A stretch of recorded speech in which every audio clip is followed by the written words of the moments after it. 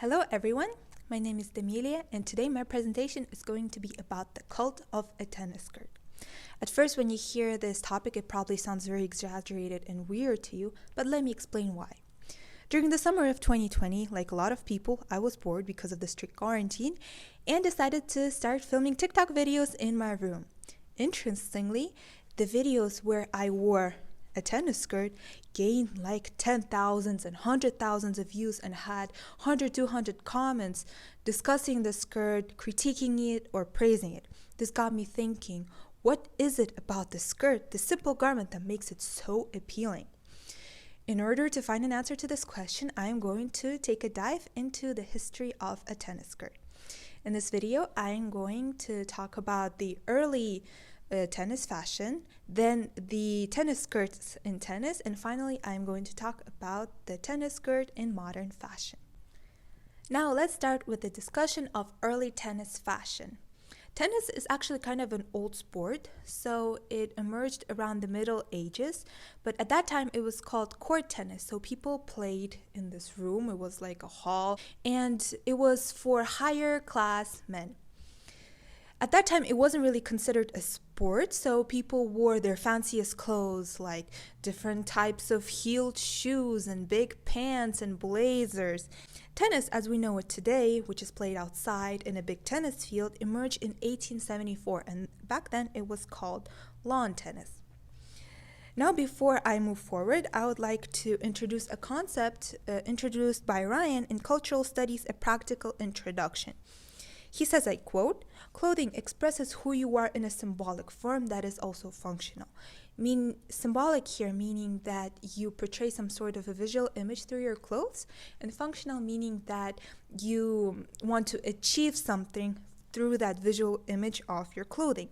Why did I bring up this concept? That is because when lawn tennis started to emerge, more women started to play tennis. However, again, they didn't consider it as a sport. It was more as a leisurely pastime for higher class.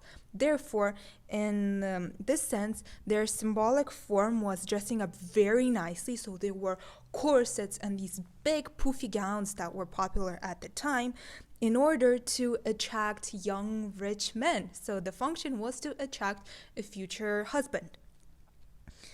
It was only in 1877 when tennis was started to be considered more as a sport with the introduction of the Wimbledon Championship. Now I would like to discuss some of the influences at the time who influenced the tennis fashion. In 1887, Charlotte Dodd, who was 15 at the time, won the championship in a multi-layered gown similar to a school uniform. It looked very different to the traditional clothing at the time worn by people who played tennis, as I said, like the corsets and the big gowns. And she was criticized a little bit for that because they said that this clothing served as an advantage for her, so she played better because she could move more freely. Similarly, in 1919, Suzanne Lenglen wore a calf-length armless dress, but she was criticized even heavier because it was seen as very provocative. However, for Susan, it was more about the functionality, in this case, functionality being to move around and to portray more of a professional, sporty, athletic kind of image into the world.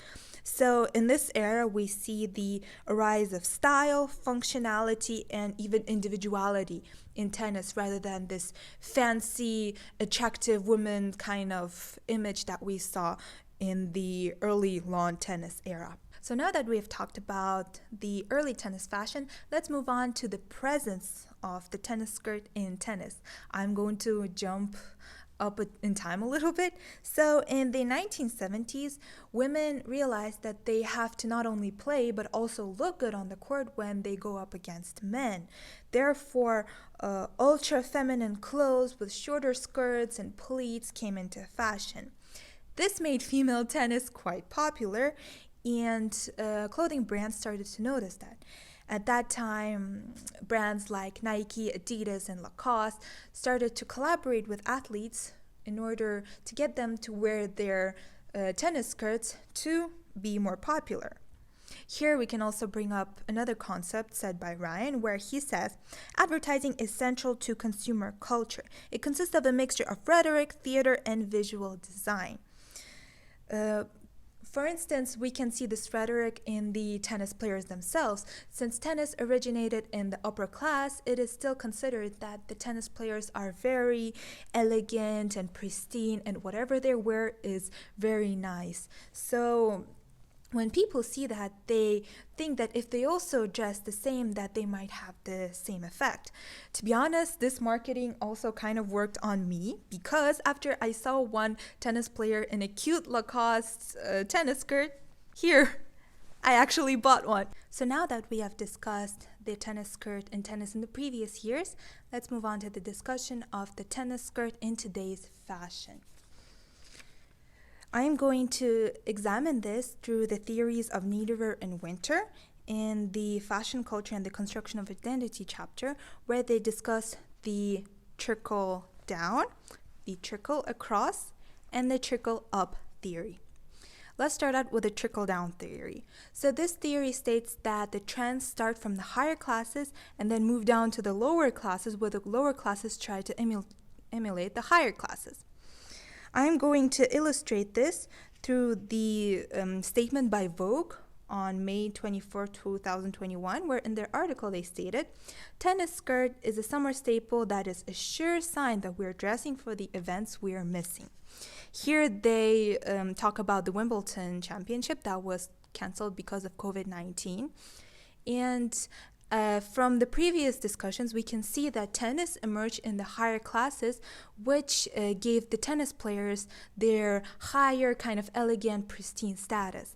Therefore, what Vogue is trying to say is that we're trying to emulate the tennis players who we see as higher class. Therefore, we start wearing tennis skirts in our daily lives. Now let's move on to the trickle across theory. Since we've talked about the trickle down theory, the trickle across theory states that the trends usually come from one class and people just start emulating each other. And this we can see in the article posted by Women's Health magazine, where the journalist talks about how she saw a 19-20-something-year-old girl wearing a tennis skirt and she was very amazed by it. And then she went onto social media and saw other young adult girls wearing it in more stylish ways, not in sporty ways, but in more casual ways with sweaters and sneakers, and she really liked it.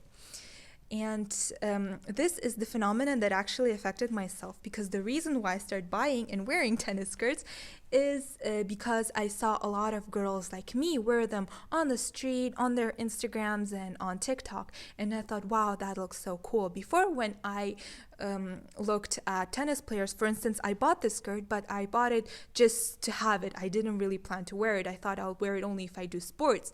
But when I actually saw people from my social class, people like me wearing them, then I was confident enough to wear it out. Now that we've talked about the trickle across, let's talk about the trickle up.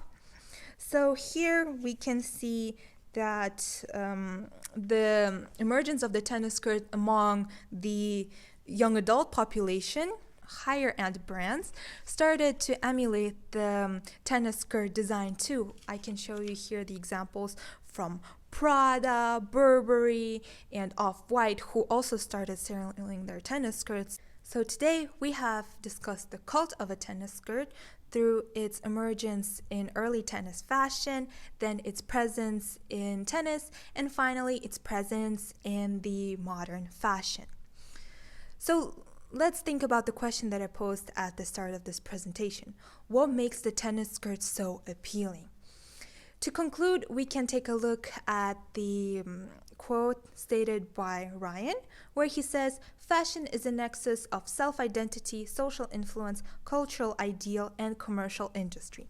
And I think that this quote answers our question pretty well, meaning that it's not just one factor that influenced the cult of a tennis skirt. It is not just the tennis players, and it is not just the young adult girls, it's not just the social media, but it's all of those things combined, meaning that people actually wanted to wear them in order to express their self-identity, and also the influence around them, the society, the culture, and the advertising. It all made the tennis skirt incredibly popular and appealing. Thank you for listening to my presentation.